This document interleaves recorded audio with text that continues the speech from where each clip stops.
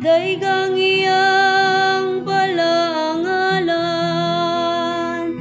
daigang Ginoo kalagko, o gayoy kalimti ang tanang mga kayoan niya.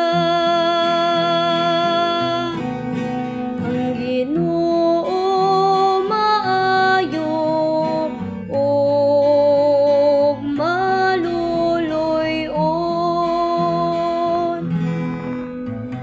pasaylo niya ang tanan mong mga kadautan,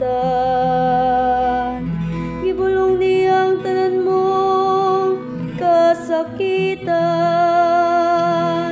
giluwas niya ang imong kinabuhi sa kalaglagan, gilibutan kaniya sa kaayo ug kaluoy.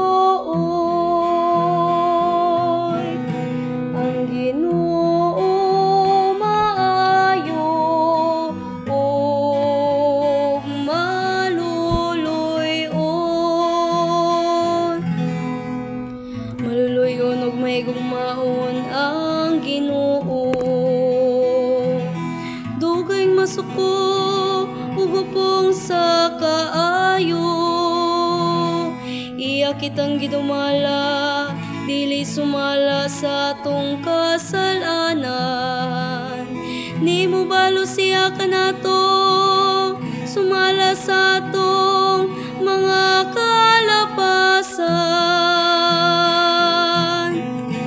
Ang Ginoo maayo ug maluluy-on, maingon ngang silangan halayo sa kasadpan, sa ingon niyang gipailayo kanato ang atong mga kalapasan.